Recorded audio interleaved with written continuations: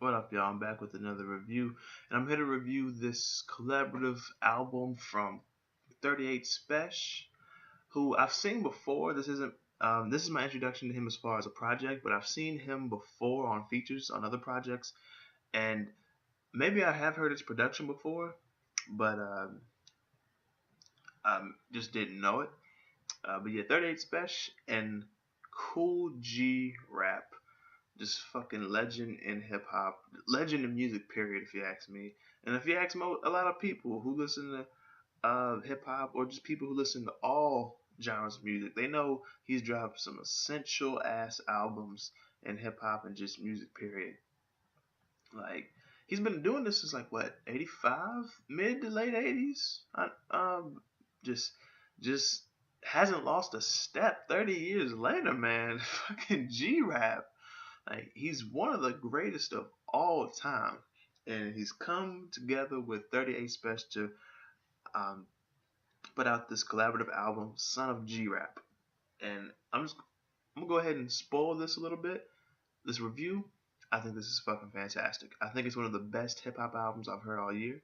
I think it's one of the best albums I've heard all year. Just albums, period. I think it's right there in contention for the best like traditional um, real hip hop album that I've heard all year. This is just freaking fantastic. Um, but yeah, let me say no more. Let's go ahead and get right into this review. Track number one was just the intro. It kind of had like a hip rock or a rap rock vibe to the beat. And who produced this? Was it Midnight? It was produced by Midnight. Okay, nice. Who this might be an introduction to me for Midnight as far as his production. He produced like 4 or 5 tracks on here, but at the same time, I feel like I've seen his name somewhere on production somewhere else. So this might be my introduction to Midnight, or just might be my reintroduction to Midnight. From this point on, though, I'm gonna know who he is, like because he was featured a lot on this project. But yeah, this track was it was cool. Like 38 was going in though, and then like G had to be like, "Yo, just settle down, slow it down. It's just the intro. We got 14 more tracks to get at these niggas." And boy, do they get it! Boy, do they get at us! And on like the majority of these tracks, like for the rest of them, like man, track number two, "Upstate to Queens," produced by 38. I gotta say, like it's probably like it's one of my least favorite tracks on here. Not a bad track on here though. It's just one of my least favorites. Least favorite. They're just saying like, yo, we got shooters from upstate to Queens, and G and 38 they kind of go bar for bar in their verse, so it was cool to see. Cool to see. Track number three, Landmine, featuring Ransom. Yo, this is my favorite track on the album specifically because it is so fucking dark. This beat is just dark as hell. Doesn't matter what they would have rapped about. This beat would have made it dark. Fucking Alchemist, man. Like not just nothing but top tier production because it's Al the Chemist. It's just amazing. Track number four, Shame. This was like a smooth track on some boss shit, kind of with just the lyrics and what was being talked about, and it's kind of some riding music too. If I'm being honest, you would have thought Currency would have hopped on this. Um, so yeah, it was a good, cool track. Track number five, G Heist. This is one of the best not even street tales, just like, well, yeah, because G Heist, so you know what it's about. Just one of the best street tales I've heard, like just ever. It's just the picture that's being painted. Like the scene is just it's just a vivid scene being painted. Like I can just imagine it so well from how G Rap and 38 are well what they're saying of course and just how they're portraying it on over this beat. It's great. Produced by Derringer, of course, freaking Derringer. I believe he's Griselda. I believe he's from with Griselda Records with Benny the Butcher, Conway the Machine, and Westside Gun. Who, by the way, Benny was featured on this project. We'll get into his track coming up. Um, well, the track he's featured on coming up. But yeah, no Conway and no Westside. But I think what I'm pretty sure Derringer is Griselda. I'm pretty sure. He produced a lot of tracks on a Supreme Blientele / Chris Noir West Side second album. But yeah, um, just saying like yo, it's heist time, and it's kind of like an invasion / a robbery on this nigga who like has some. He has some. He had the product stashed somewhere, and like something about a call in Dallas. I remember 38 talking about, and the invasion's on, right? Then the Jakes get called. Like you can hear the sirens coming, and so G-Rap told him like, "Yo, they on the way." And 38 just starts blasting up the damn front door because that's what they're gonna be coming through. And next thing you know, 38 wakes up in a sweat. He like, "Yo, I thought I pulled a heist with G-Rap." Like, yo, just one of the best street tales that I've just heard. The storytelling was just great. It reminds me of the last time I've heard a track like this, where the street tale is just being portrayed, like just the picture being painted was being painted so well. Was Vigilantes, Euro Drugan Wiki. They did that um, on their 5-track EP last year in 2017, early 2017 too. What happened to Fire? So if you haven't checked that out, definitely check that out. Especially check out Vigilantes because if you like G Heist because of the storytelling, definitely check out Vigilantes, Euro Drugan Wiki. But yeah, track number 6, Dead or Alive. Actually, hold on. I want to make sure everybody gets their production credits. 38 Spesh, I'm guessing he produced Shame. Okay, cool. Nice. I already told you Alchemist produced Landmine. 38 Spesh produced Upstate to Queens, and intro was by Midnight. So yeah. Track number 6, produced by Midnight again. Um, and featuring Cormega. Yo, freaking G-Rap and 38, particularly 38, just saying like, yo, we gonna represent for the street, like we gonna represent for the ghetto, because that's where we come from. We here to motivate, lead and motivate, because we can. We have the power to do that through this ghetto scripture. We're gonna lead and motivate the people so they can make it out. They can get through the hard times, and yeah, because like we said, we come from from those cold nights and just that rough living. Like we know what it's like. So I think that's fucking dope. Track number 7, The Meeting. Primo production here. I think he produced at least one more track on here. And yo, freaking 38.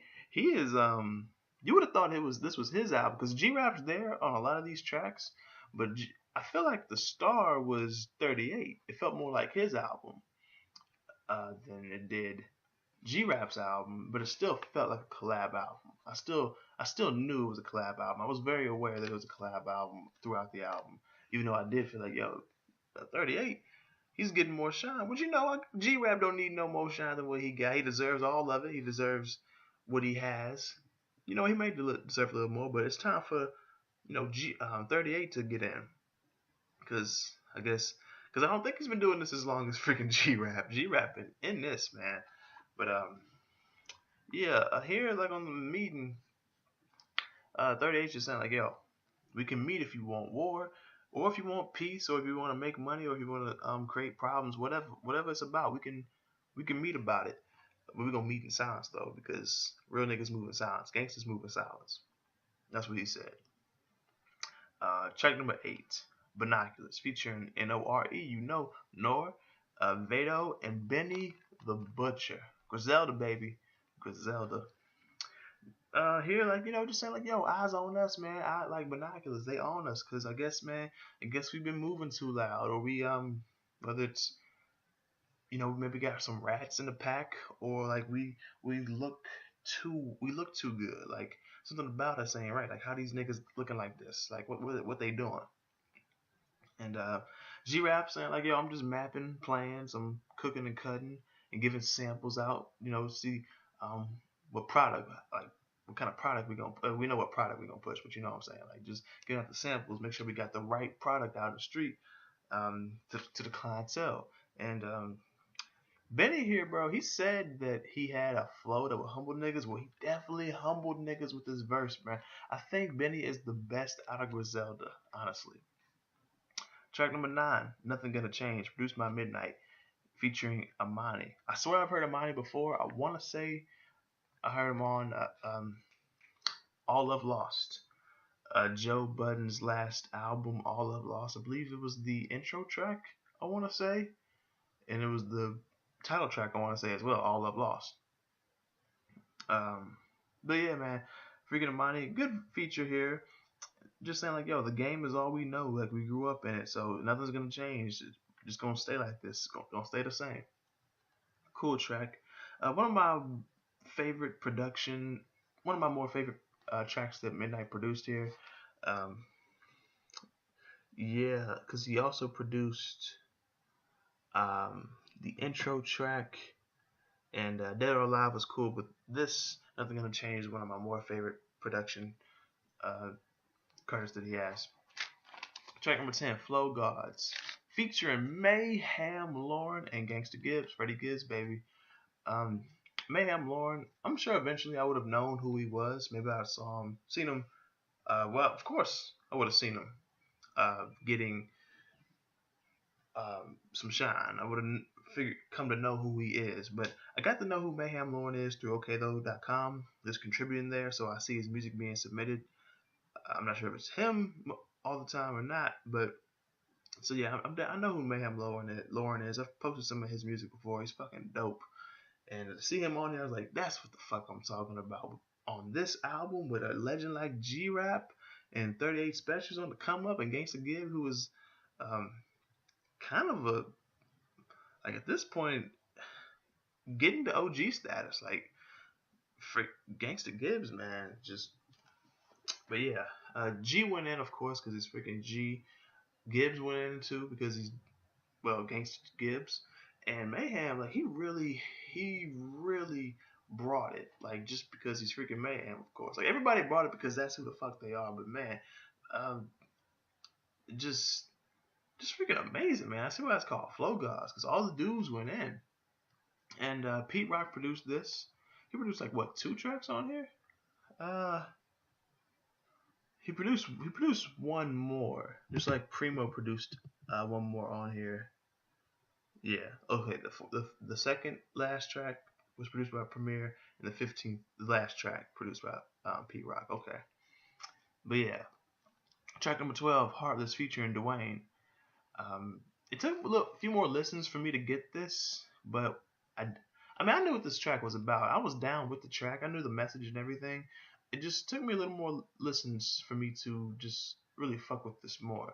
And I'm just saying, like, yo, after all these years, after all this time, and all these losses, all these hard times, like, just become heartless. This was produced by 38, I believe. Yes, it was produced by 38. Okay. So yeah, just like after all this, just becoming heartless. Or become heartless. Track number 13, Honest Truth, featuring AZ. Whether it's the production or the artists who are featured on here, they brought out the heavy hitters for this album, man. God dang. It was smooth. Just seeing AZ was great. I actually have this. Where is it at? Here it is. But yeah, produced by Midnight. So shout out to Midnight. This might actually be my favorite track that he produced on here out of the 4. I believe it was 4. Yeah, just real smooth shit. AZ flowing well, of course, and the boys just did their thing here. Track, you know what? I might have thought I was listening to Life's a Bitch. Just how smooth this beat is. You know, Life's a Bitch, which AZ was featured on Nas's song off of Nas's debut album, Illmatic, classic album, you already know. But yeah, just similar vibes, because the beat was so smooth and AZ just flowing smooth as well, just riding the beat perfectly. It's like, now I think about it, like, kind of get some vibes of Life's a Bitch. Track number 14, Young Ones, featuring Anthony Hamilton, man, and Shay Noir, produced by Primo. Here just saying, like, the young ones, they're just trying to get out. They're trying to make it. They're trying to make it out of the situation that they're in. And just sticking to that whole, what they did on Dead or Alive, track number 6. We just helping the people. Like, we got the power to lead and motivate them through ghetto scriptures. That's what we're gonna try to do. So I think that's freaking dope. And the last track on here, Aborted Child. Man, produced by Pete Rock. Man, I I gotta say, oh, by the way, some of this album, um it just God damn. I think I already said this though. Um, I'm pretty sure I already said this. Some of this album, I was like, yo, I feel like I'm getting more Spesh than G-Rap. I'm pretty sure I already said that in this video, but yeah, this was dark. Not as dark as far as the beat on Landmine. Well, yeah, Landmine, but it was dark because yo, I don't, I'm, I'm just assuming that this is 38's. Like, this is his story about his aborted child, man, or maybe it's someone else's, or maybe even completely made up if that's the case, because you can just make a song and not be about anyone in particular, but someone can relate to it. It happens. So this was just dark, man. Just kind of rapping from the perspective of the child, like yo, like look what you did. Like I don't like how you did my mom. Like yeah, she was a whore, but why'd you fuck her? Like if she wants your type, why'd you fuck her raw? And then like ruin my life. Like now I don't have a future because of you.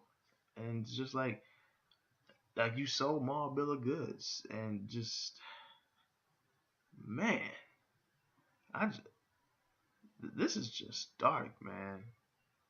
And he just saying like, yo, I'll always be brothers with your other son. I'll always be distant brothers with him. Like, but how could you take care of him and not take care of me? You took care of one child but not the other one. Like, you, how do you not feel like a deadbeat? How do you not feel like a loser? It's like, fuck. This is just, it's just dark. What a dark way to end the album. But a fantastic album at that, though. Like I said, I'm pretty sure I said in this earlier in this review, I felt like I was getting more 38 than I was G-Rap, but I was fully aware that it was still a collaborative album. But yeah, I just feel like I got more Spesh, 38 Spesh, and a little less G-Rap. But yeah, still felt like a collaborative album. And for 38 to get more shine, that's cool because like G-Rap got all of it. He got all he need and deserve. Maybe no, he deserves more, but still, yeah, 38 man, cool. A real introduction to me, well, to him for me, as far as a project. G-Rap, another, well, not even reintroduction, just great to hear another project with G-Rap on it. Well, that's his, or you know, shared. He's sharing the project. So yeah, like I said though, heavy hitters on the production, heavy hitters on the features, and the beats, of course, because the production great. All the features hit. 38 and G-Rap, of course, they brought it because it's just them. One of the best hip hop albums, one of the best albums I've heard all year, without question.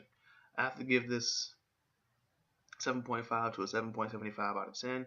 If you've heard this album, please let me know what you think about it in the comment section below and what you think about my review on it. If you haven't heard this album, I definitely recommend you check this out. If you're looking for something hip hop that's like traditional hip hop, that's boom bap, smooth, kind of jazzy, dark at times, traditional, real hip hop.